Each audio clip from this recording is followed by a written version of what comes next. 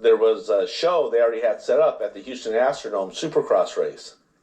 That's where I was going to just fill in for that show, and that's where it started for me, was there. We just continued with it. I liked it. It was growing so fast, the sport, and we had so many offers to do stuff that I jumped on the opportunity. I just turned 16. We were traveling every single weekend during the school year because we were all in high school then. When we were on tour and we'd come into towns, it was crazy at the time because everything was brand new. Nobody knew what was going on. I mean, we didn't know how to react to all this. We were just, these kids going around doing what we loved. And the growth from week to week, it would grow. It was growing that fast. And we'd show up and have 1,000 people at a show at a local bike shop. We were able to take it to places where there weren't tracks. Kids could ride anywhere. They could go on the street or put a ramp in their front yard and ride. For me, that's what I see in the new Wheelie Bike Life thing. Is it's the exact same beginning as we had. You could just do it in front of your house. Your friends would come over and ride together, and it was fun, not serious, and it blew up. The bike life scene is just following the exact same path.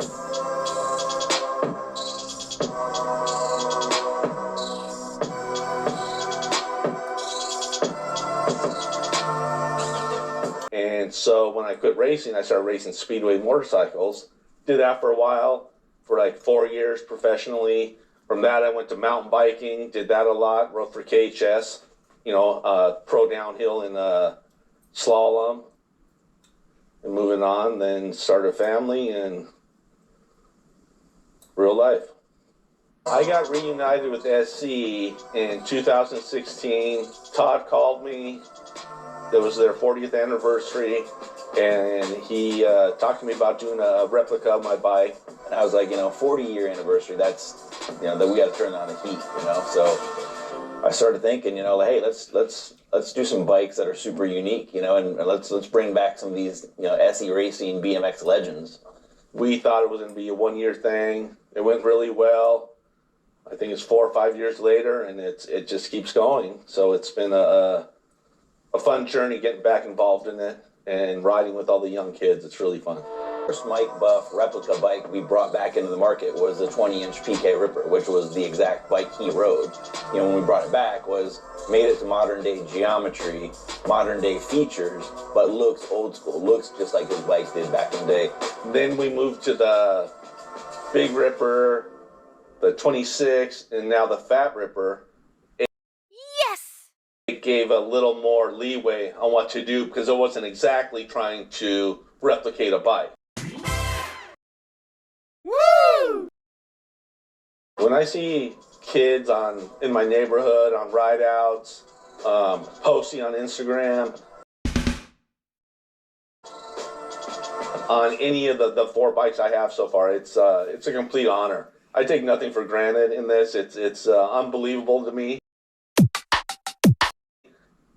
My favorite aspect of the bike life movement is, obviously, it's the kids getting out riding. They would not be involved in the bicycle life at all if it wasn't for this movement.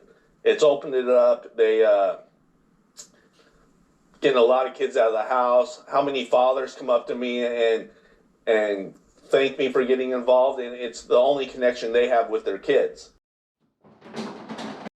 It's so widespread of what it does, and you go up to, like a local ride, and you get 400 or 500 people in their youth, and get them out of the house, not playing video games and all that stuff it's a huge movement, and it's in a great positive direction.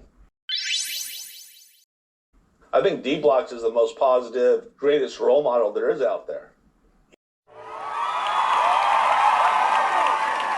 He doesn't have no hidden agenda. He pushes this because he loves it. He's great to the kids.